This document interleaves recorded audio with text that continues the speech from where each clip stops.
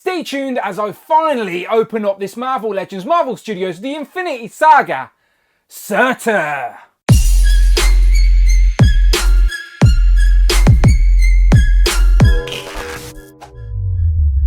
Pow and welcome back to the channel, Dan Who Reviews. As always, my name is Dan W. Make sure you are following me on Instagram at It's Dan Who. And remember, you can now hit that join button and become a channel member as well. Quite simply show some love or join the members club. Much appreciated. Today we are taking a look at the last figure I need in this Infinity Saga lineup, and I have saved the biggest until last. It is, of course, the Marvel Legends, Marvel Studios, Thor Ragnarok, the Infinity Saga, Surtur. Now, this was a character I definitely wasn't expecting Hasbro to get around to making, especially at this scale as well, but I will gladly take it. What an addition to the display this is going to be. I'm going to have to do some moving around as I don't think it's going to fit on my shelf, but still, he's going to look epic. And the figure in box looks epic as well. The character design is so particular. He's like a guy made of fire, but they've used this like translucent sort of orange with some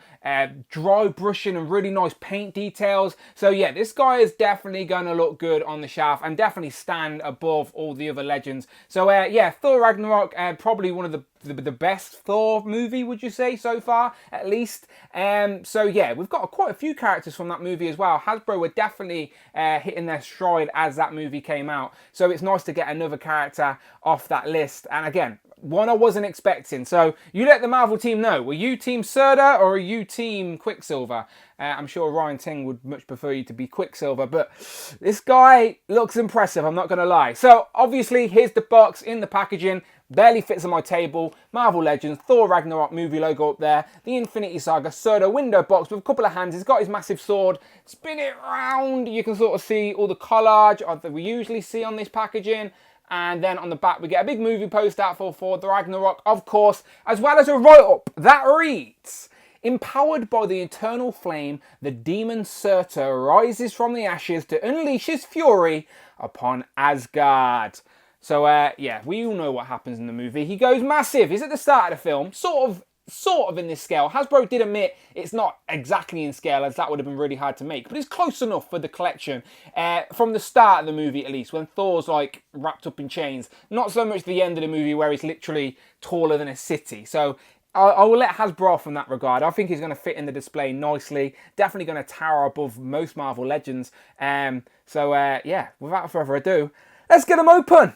Here we have Surtur out of the packaging with all of his accessories, which include an interchangeable set of hands and then this massive sword, which is basically up to his head from the floor. This is massive in itself. There's some nice accessories. There were rumours when this first came out that he was going to come with the crown that Thor carries on his back at the start of the movie. That would have been a nice accessory. However, if it was in the box, Hasbro would have told us. So I always knew it wasn't in there, but it would have been a nice touch all the same. Other than that, this guy is very impressive.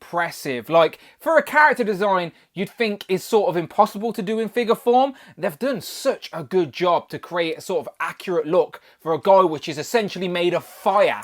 And he's massive, as I said, I keep saying it, but he is. He's basically a foot tall. If we look at that, yeah, he's like 13 inches to the top of his spikes. He is going to be very imposing on the shelf. And yeah, the sculpt work on there, the paint work on top of that translucent plastic, really does sort of create something very unique. And again, this could be used MCU or even a comic further. Like, the character design is very similar from movie to comic.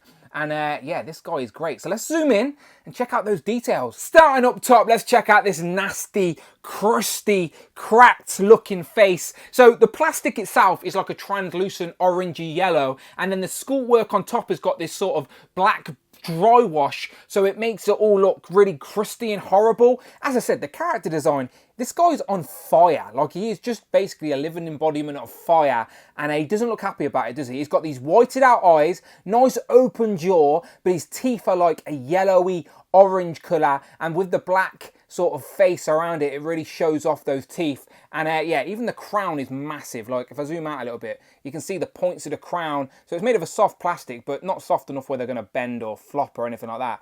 But yeah, like, if you're going to get one sort of facial expression for Surtur, And this is the one, isn't it? Let's scream in, ready for battle. And look at the flames like coming off his shoulders here as well. Both unique as well. Little flame here and then a bit more flames there. Yeah, let me spin him around. And as I said, all this black sort of paint is like sculpted, like risen sculpt on the actual figure. And yeah, some fire there on one shoulder, fire there. And even that's got a bit of wash on it. But I like that, how that's orange and then the flame tips are like yellow. And then he's got this crusty sort of back where you sort of see the sort of bone structure, if you will. The shoulders are nice and black and charcoaled. And then you've got some more flame on this side. Spin it around to the front. Again, it genuinely does look like a corpse, like someone has been set on fire and this is their crusty corpse. It is disgusting. But as I said, disgusting for all the right reasons. This is spot on for the character design. Like, again, a character design you'd think would be impossible at this scale, but they have nailed it. Like, this is crazy. And because the character is basically, like, the figure itself is like 1 foot tall, it's basically a scaled up Marvel Legend, but with a little bit more articulation because it's a bigger figure, so they can do that. And I'll show that off in a minute. But yeah, let me just move down. Again, all crusty looking. And again, you see it how it's black, but then you sort of see the oranges and the yellows just sort of glisten as the light hits it. And it's glossy. You can see the white light sort of bouncing off it. So it is a little bit glossy. There's the sort of orangey of the joints. Moving down the legs. Again, all the legs all crusty and burnt. And then he's got black feet. There's his little toes. Ugh. Yeah, this definitely looks like some sort of burnt victim. But yeah, this is all like risen. Wait until you get it in hand and feel it. Like, it doesn't come across on camera, but if you feel it, it's all risen and sculpted bumps. And yeah, it's definitely got a dirty, cracked, rough texture to the figure. So when the black hits it, it sort of just hits the top of it. And yeah, there you go. Some more orange and a bit more yellow there. So yeah, madness. So the paint and the sculpt of this figure are undeniably great, and I want to sort of take advantage of the translucent orangey yellow base plastic to sort of see if we have a light on him from display, will it look like he's glowing? Will he look like he's on fire? So here's my light. I'm just going to literally put it behind him, and I want to see if this guy glows. So there you go. Now it looks like he's on fire. So if you've got some good lighting for this guy, he's going to look very impressive. Let me zoom in a little bit as I do that. So you see what I mean? See how it looks like he's glowing now? And yeah, that's going to be good. So get a light behind this guy and you'll definitely see the benefits of that translucent plastic on the figure. Yeah, just creates such a nice silhouette. And it's crazy how accurate they've got this figure looking in figure form. Also want to point out that there's less black deco on the back of the figure. Now that's not a problem for me, as it sort of allows more room for the light to shine through the translucent plastic. But you can see here, if I zoom in on the arms and definitely on the legs, there's definitely a lack of black plastic. But no one's posing their Surtur facing this way. That would just be a waste of such a good figure. So no complaints from me that that's the case, but worthy a note. So he comes out of the box with 2 C grip hands, so he can obviously hold his sword in either hand, but they do have different style hinges. This wrist, which is the left wrist, has an up and down hinge, so we can hold the sword very nicely. And then this hand just has the regular side to side hinge as well. And obviously the hands will come out, so we can swap them. And the extra hands are a left fisted hand, which looks very nice, and then a right sort of open palm hand, grabby, expressive hand, so it looks like he can go and grab you or whatever. So yeah, nice, expressive options when it comes to posing. Let's see how he holds that sword. Now before he holds it, let's just look at the sword itself. So this is again made of a translucent sort of reddish plastic, and it sort of goes down to sort of blood dark red down here, and then it sort of gets lighter as it gets to the tip. And it's got some nice sculpt on here, but zoom in, nice pattern there, and again you can see how the sculpt is all nicely done, and it's very glossy as well. As I said, that just looks like a nice piece of bacon, I think Robo called it, but I can see why. But yeah, this is very nice, and as I said, this is massive. The sword is massive. Let's hold it. Not the most dramatic pose, I know, but I just wanted to show you he can hold it and sort of carry the weight of it without tipping over, and this sword is massive. It sort of goes off screen. But yeah, he can hold it no problem at all, and because he has the other open grip hand, you can literally get him wielding the sword with both hands. You just got to squeeze it in there. So now you've got Surtur holding the sword with both hands, and you can get him posed up nicely, ready to take a swing at Thor and the Revengers. Now this guy's massive, so it's hard to fit him all on screen for articulation, but his head is on a ball joint. It won't look up as much as I'd like, but you can get him looking down, which I think is better for tall characters. He's going to obviously be looking down more than he is looking up. There's a little bit of tilt on there, but not a lot. The shoulders are where it annoys me a little bit, as the shoulders won't go further than that. Like, that is how far the shoulders will go. It's because the plastic seems to be too thick up here on the joint. You can sort of see the joint in there, but then the lip of the plastic is too thick, so it just sort of hits. You see how it sort of just hits there? So you just can't go higher. Usually on Legends, that's made in a way where it can hide under the shoulder joint, but that plastic is just too thick and just hits there. And it's the same on this side as well. Plastic, too thick. You can see that sort of bump there, and it just sort of hits the body rather than going under and into the joint. So yeah, that's disappointing how the shoulders won't go further up than that. If you want his arms up, you're going to have to obviously swing it around that way. And again, you're not going to really get much. But he can't go to 90, unfortunately. But you can get him in like a neutral standing pose, which some Legends can't. So pros and cons, pros and cons. Double jointed elbows though, which are very nice. And there's also a swivel up there at the top, which is nice. And obviously I've already showed you the joint, but you can spin the wrist around, of course. Waist. So it seems like he's got the crunch there, which is nice. Goes back pretty good. Forward very much so, which I like that. And again, he's a tall character, so he's going to be sort of leaning forward, looking down on people more than he is limboing at a party. So I'd prefer more back forward than back. And he's also got like on a ball joint up here. So he's got the ab crunch and then a ball joint, which is very nice. Sort of a Lightning Collection-esque, if you will, Spider-Man-esque. But I don't want to spin it because I feel like it's going to snap. But maybe if I just loosen it, it will. So there is rotation there on the waist. Rather than a waist cut, we've got the rotation up there on that ball joint. So you have got a bit of rotation down the waist. Moving down to the legs. Legs can do pretty good considering how big he is. Like, can do that. There is a cut up here at the thigh. Hidden, but it's there. You can sort of see it twist. Legs go forward pretty good. You can do a big boot.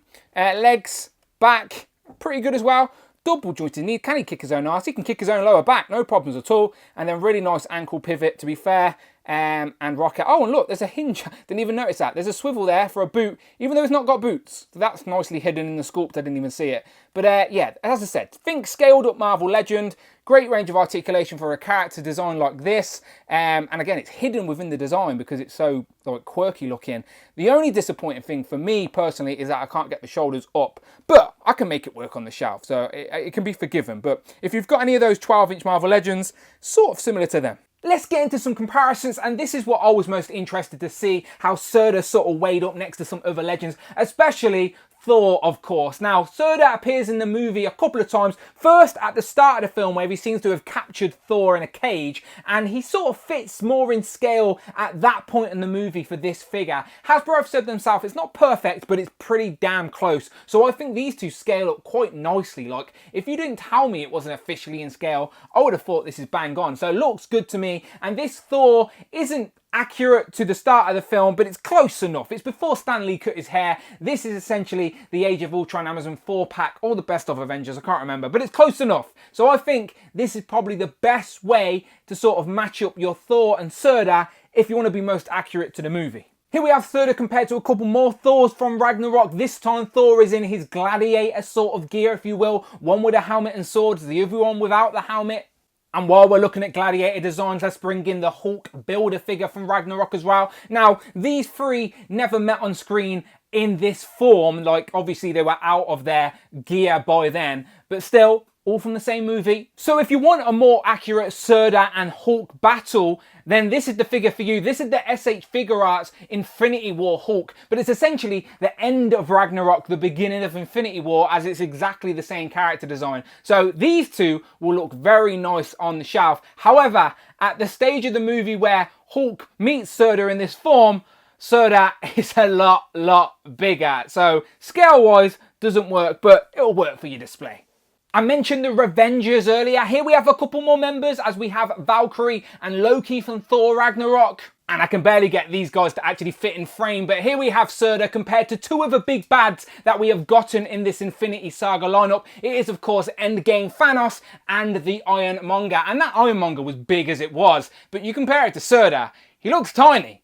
And last, but most certainly not least, here we have Surtur compared to Worthy Hellfire Hank. and Captain Britain.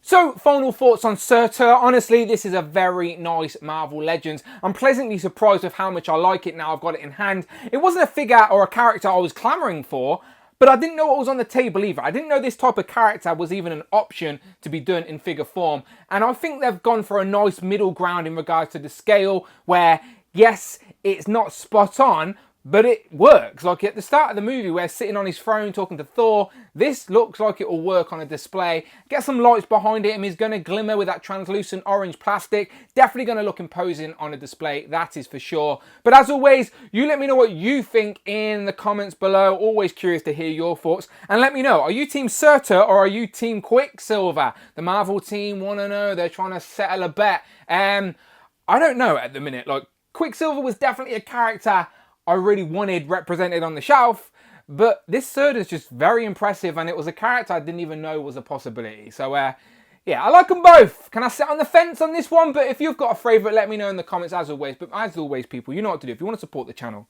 then please, please, please hit that subscribe button. Much appreciated. You can also hit that join button and become a channel member as well. Either show some love or join the members club. Much appreciated. You can follow me on Instagram at It's Dan Who. And I'm on Twitter as well at Dan Who Reviews. Tweet me, don't be shy people, and as always you will find me here talking about toys. So I will see you on the next one.